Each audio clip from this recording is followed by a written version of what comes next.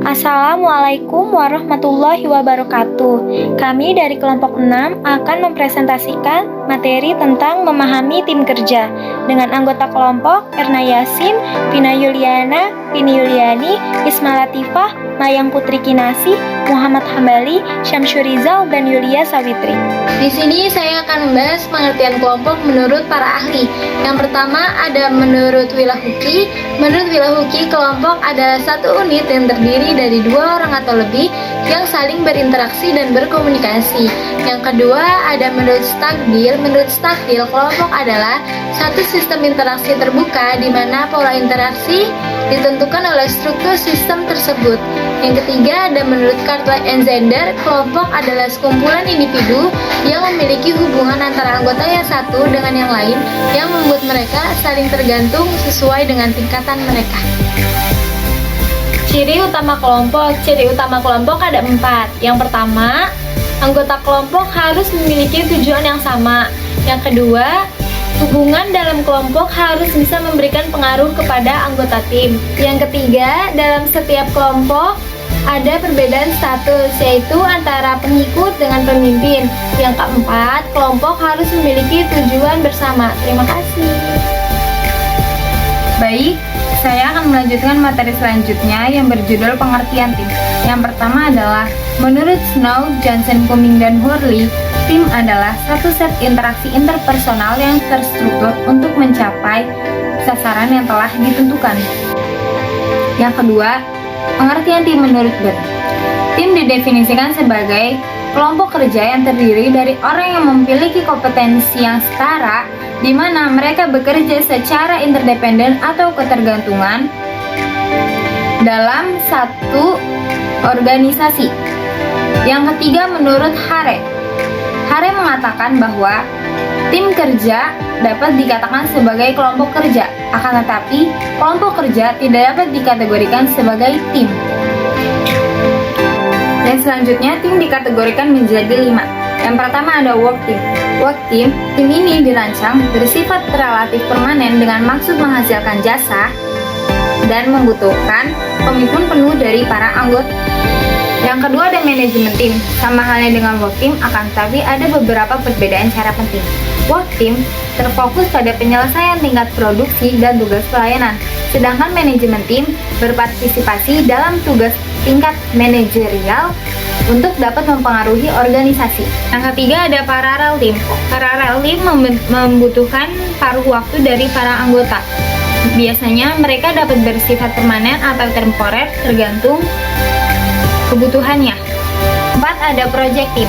Project team dibentuk sekali tugas yang sifatnya kompleks dan memerlukan banyak masukan dari para anggota dengan tipe berbeda kemampuan dan kompetensi. Mereka bekerja paruh waktu. Yang terakhir ada action team. Tim ini umumnya melakukan tugas dengan waktu yang terbatas dan sifatnya menantang, serta mereka bekerja bersama dalam waktu yang panjang. Terima kasih. Baik, saya akan lanjutkan materi berikutnya. Tipe dan komposisi kelompok. Tipe kelompok dibagi menjadi 2 bagian, yaitu kelompok formal yang terdiri dari kelompok komando dan kelompok tugas. Kelompok informal terdiri dari kelompok kepentingan dan kelompok persahabatan. Komposisi. Hampir sebagian kegiatan kelompok butuh variasi keahlian dan pengetahuan. Dengan demikian, masuk akal guna menyimpulkan kelompok heterogen lebih mungkin punya kemampuan dan informasi yang variatif, dan sebab itu lebih efektif dalam menyelesaikan suatu persoalan ketimbang kelompok yang homogen. Tipe dan komposisi tim.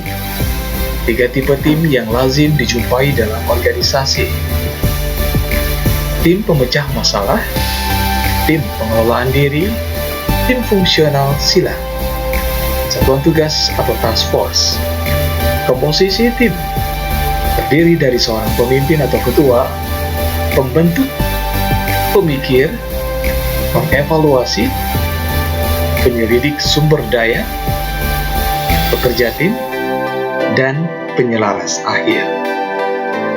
Baiklah, terima kasih. Materi selanjutnya akan dilanjutkan oleh rekan saya.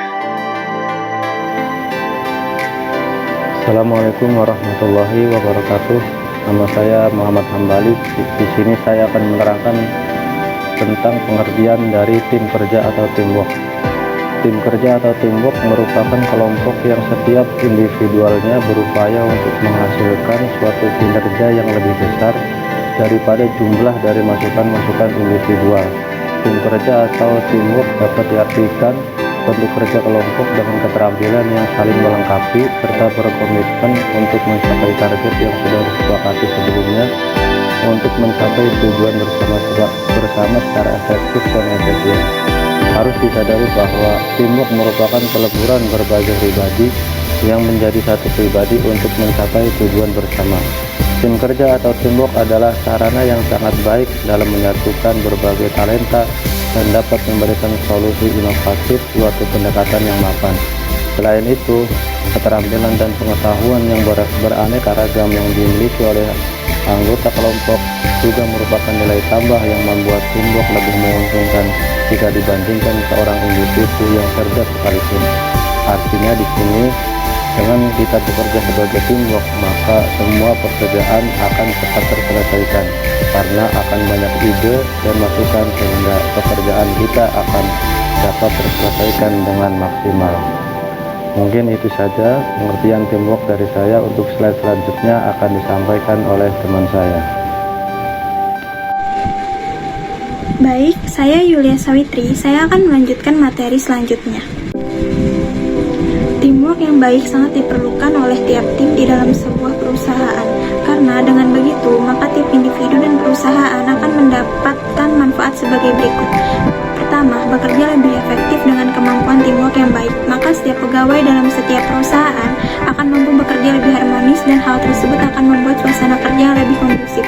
Dengan hubungan kerja yang baik antar tiap karyawan, maka setiap masalah, pendapat, dan segala hal yang berkaitan dengan perusahaan bisa dikomunikasikan dengan baik tanpa adanya kesulitan, sehingga hal tersebut bisa memudahkan karyawan untuk menyelesaikan pekerjaannya lebih cepat daripada dikerjakan sendiri.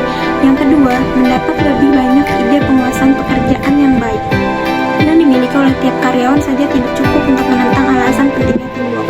Walaupun beberapa karyawan memang ada yang lebih nyaman untuk bekerja sendiri, namun akan ada saatnya mereka menghadapi kesulitan dalam menyelesaikan tugasnya. Hal tersebut bisa diselesaikan lebih baik dengan kerjasama yang baik oleh banyak orang di dalam tim, sehingga setiap karyawan bisa saling mendapatkan ide dan saran yang baik. Proses diskusi ini bisa menyelesaikan suatu permasalahan dalam pekerjaan dan juga mampu merangsang kreativitas dan proses penyelesaian masalah pada tiap karyawan. Ketiga, saling mengandalkan satu sama lain. Tidak selamanya pekerjaan bisa dilakukan dengan mudah. Terkadang akan ada hari-hari tertentu yang membuat karyawan merasa kesulitan. Nah, pada saat waktu sulit tersebut, strategi teamwork yang baik yang dilakukan oleh manajemen perusahaan akan mampu mengurangi sedikit beban. Keempat, mendorong rasa kepemilikan lebih luas. Suatu proyek yang dikerjakan oleh tim akan membuat karyawan merasa bangga terhadap kontribusi yang sudah mereka lakukan. Setiap anggota tim akan merasa sangat puas karena telah mampu mengatasi hambatan dan juga menciptakan kerjasama yang baik. Selain itu, karyawan juga akan memiliki koneksi yang lebih kuat dengan perusahaan karena sudah menuju pencapaian tujuan perusahaan bersama-sama. Hal tersebut nantinya akan meningkatkan loyalitas dan mengarah pada kepuasan kerja yang lebih baik antar tiap karyawan. Hal tersebut juga akan menguntungkan pihak perusahaan dalam jangka panjang. Kenapa? Karena karyawan mampu terhubung langsung dengan perusahaan, akan cenderung lebih betah bekerja di perusahaan tersebut. Oleh karena itu, teamwork yang baik akan memungkinkan setiap individu untuk terlibat jauh dengan perusahaan.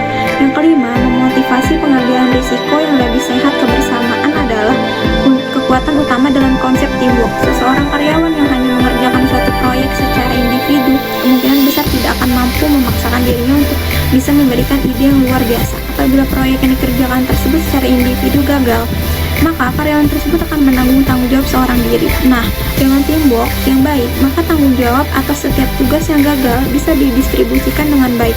Teamwork yang baik juga akan memungkinkan adanya pengambilan risiko yang lebih banyak pada tiap anggota, karena mereka sudah mendapatkan dukungan yang baik dari seluruh anggota. Ketika sebuah tim mengerjakan tugasnya secara kompak, maka sesi brainstorming akan mampu menghasilkan ide-ide yang lebih cemerlang. Dalam banyak kasus, ide yang paling beresiko terbukti menjadi ide yang paling baik dengan teamwork yang baik, maka akan memungkinkan karyawan untuk menciptakan ide yang cemerlang. Walaupun di dalam teamwork tidak bisa mementingkan kepentingan pribadi, namun teamwork yang baik bisa menguntungkan setiap anggota tim secara pribadi. Yang keenam, meningkatkan kemampuan untuk menyelesaikan masalah. Masalah pasti akan terjadi saat Anda mengumpulkan sekelompok manusia yang unik. Setiap karyawan tentunya memiliki latar belakang gaya dan kebiasaan kerja yang masing-masing. Dengan sudut pandang yang unik tersebut, akan terlahir karyawan paling sukses sekaligus menghasilkan rasa benci yang cepat berubah. Saat terjadi konflik dalam teamwork, maka setiap anggota akan dipaksa untuk menyelesaikan konflik tersebut. Dalam hal ini, pihak manajemen perusahaan harus mampu mempelajari manajemen konflik yang baik untuk bisa diterapkan dalam kondisi tersebut.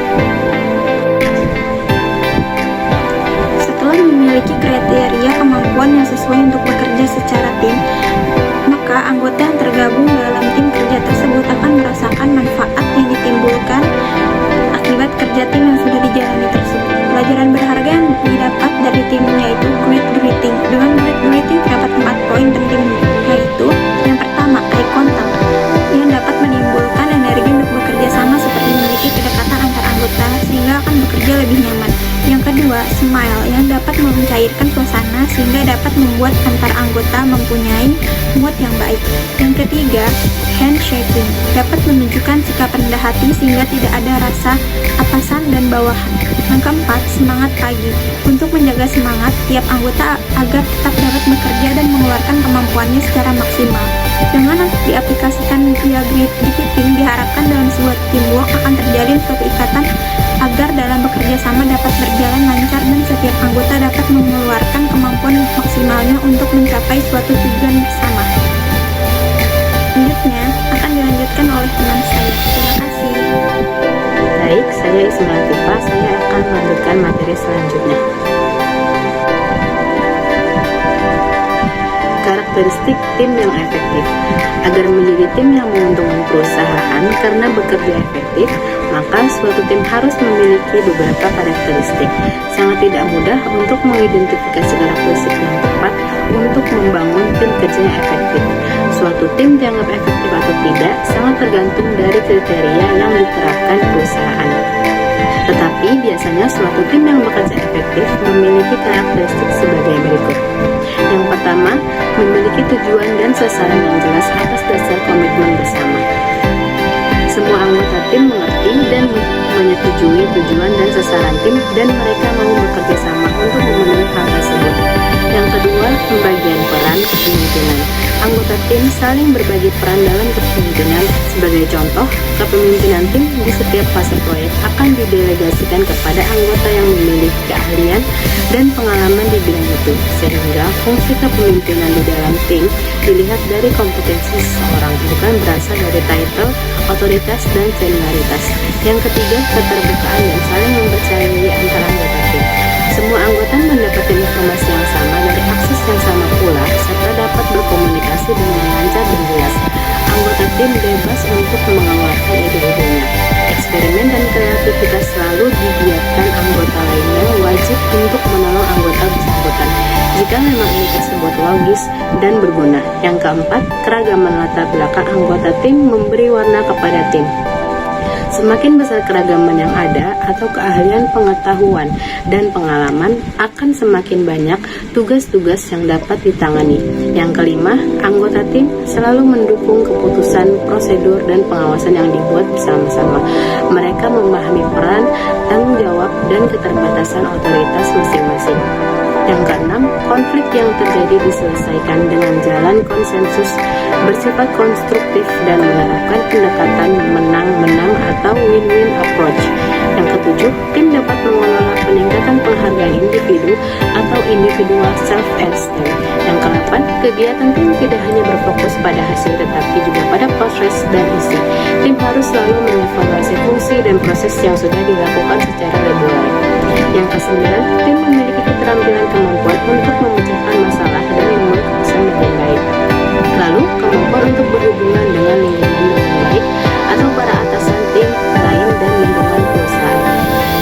Materi selanjutnya akan disampaikan oleh teman saya. Baik, Baik, saya akan melanjutkan materi selanjutnya, yaitu komposisi tim yang efektif. Yang pertama, kemampuan anggota. Untuk bekerja sama secara efektif, tim menuntut 3 tipe keterampilan yang berbeda.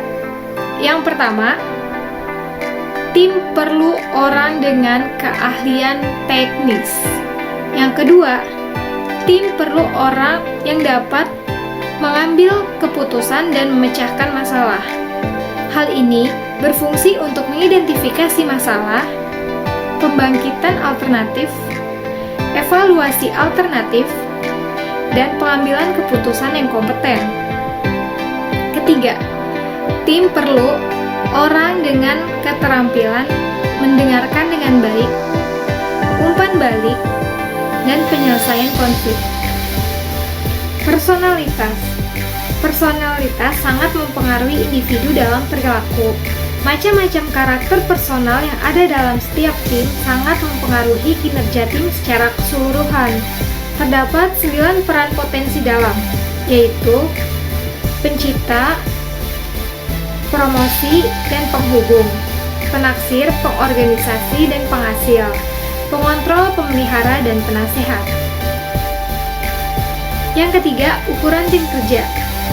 Ukuran tim kerja yang terbaik cenderung lebih kecil. Apabila dalam ukuran tim kerja terdiri dari 10-12 orang, maka akan sulit untuk menyelesaikan banyak hal karena dalam tim kerja tersebut terlalu banyak. Jadi, para manajer harus menyusun tim kerjanya sekitar 5-12 orang saja. Yang keempat, kefleksibelan anggota. Tim menciptakan kefleksibelan individual. Memiliki anggota yang dapat menyelesaikan tugasnya merupakan hal positif bagi tim, karena hal ini merupakan perbaikan besar bagi penyesuaian dan membuat rasa kurang percaya diri pada anggota tunggal tersebut berkurang. Yang kelima, pilihan anggota. Tidak semua anggota adalah pemain dalam tim. Namun, kinerja yang tinggi seperti menggabungkan orang yang senang bekerja dapat digabungkan sebagai bagian dari tim. Berikut informasi yang dapat saya sampaikan. Selanjutnya materi akan dilanjutkan oleh rekan saya, Bu Erna.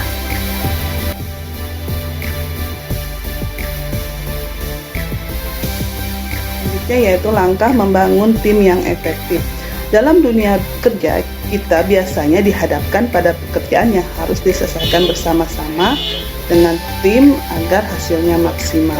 Namun, bekerja dalam tim bukanlah hal yang mudah. Jika kita seorang pemimpin tim, kita harus mampu membuat tim kita harus solid agar pekerjaan kita terselesaikan dengan baik. Aturan pertama dalam membangun tim yang solid yaitu memimpin tim secara efektif. Selalu ingat bahwa pemimpin tim yang paling efektif adalah membangun kepercayaan dan loyalitas pada tim. Pertimbangkan setiap masing-masing ide. Tidak ada ide yang jelek.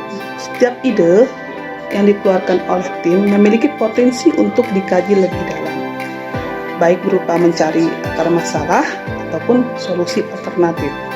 Setiap ide perlu dipertimbangkan untuk menghargai pendapat rekan satu tim kita. Buatlah situasi yang nyaman. Ide yang cemerlang biasanya hadir pada saat kita nyaman dalam suasana. Buatlah suasana bekerja kita nyaman dan menyenangkan, tapi bisa membuat tim kita bekerja secara fokus dan efektif.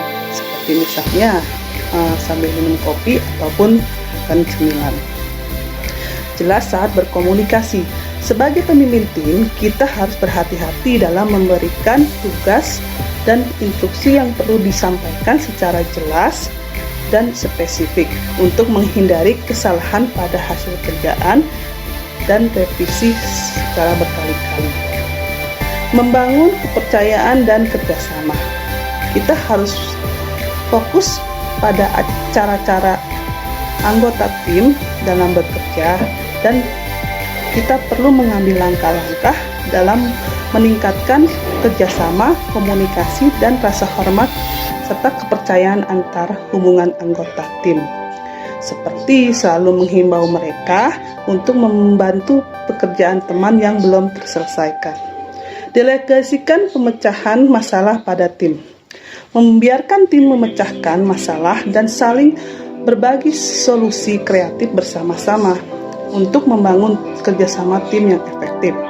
Dan sebagai pemimpin, kita hanya perlu memberikan arahan dan petunjuk dalam menyelesaikan masalah dan membantu tim dalam memberikan solusi untuk menyelesaikan masalah. Memperluas komunikasi. Komunikasi adalah faktor terpenting dalam tim. Namun bukan berarti untuk mengadakan pertemuan tim sepanjang waktu. Kita harus terbuka dalam menerima saran dan masukan di saat dalam pertemuan maupun di luar lingkungan.